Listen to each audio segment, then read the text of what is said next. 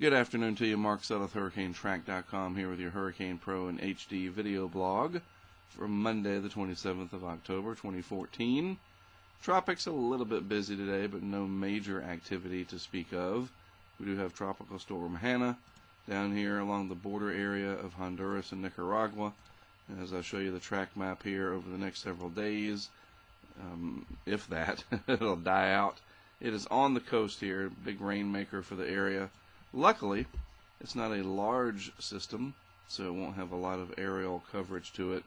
I'll show you that on a satellite animation real quick.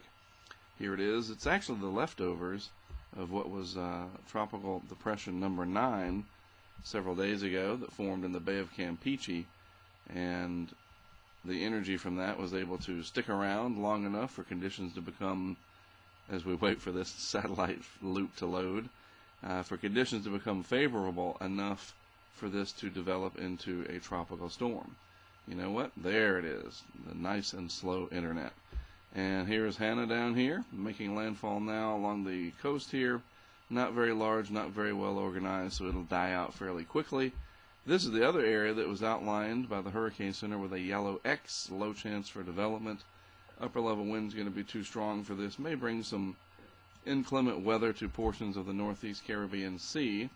But we are in an area of the MJO cycle, the Madden-Julian oscillation, that's not favorable right now. The upward motion on a large-scale basis, anytime you see it inside the circle here, is a very low amplitude to almost non-existent Madden-Julian oscillation.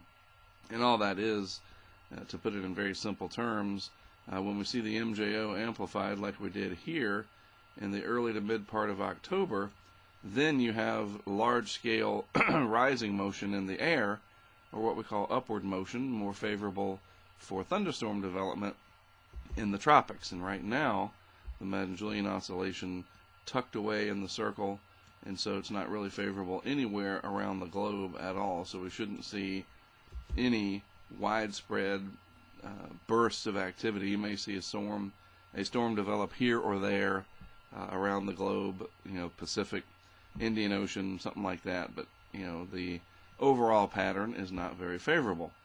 Looking at the GFS over the next 5 days, and this is really helps to show the MJO and the low amplitude nature right now. You don't see much in the Atlantic. This is the leftovers of Hanna. This is the disturbance near the islands. Maybe a weak system trying to develop in the Southeast Pacific. Day 2, really not much more action to speak of. Day 3, day 4, push a nice cold front off the east coast as cold air starts to come in out of Canada, setting up for a busy winter probably. Then finally by day 5, you see the Atlantic Basin nice and quiet. Maybe some activity in the Southeast Pacific. They've been very busy there this year as a whole anyway, so that wouldn't surprise me.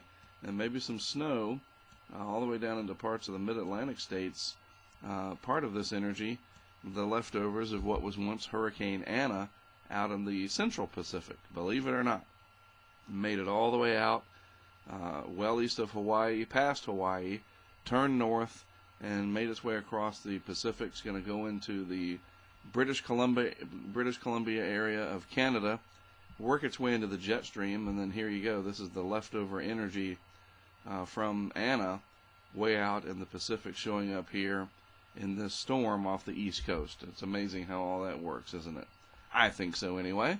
So that's it. Things are quieting down as you would expect this time of the season.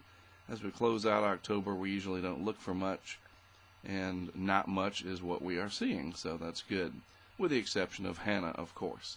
All right, well, that is it from me for today. Got a little bit of a cold here, so I'm trying to work my way through that. I'll talk to you again next week. I am Mark Sudduth, HurricaneTrack.com, and, of course, for Hurricane Pro and HD.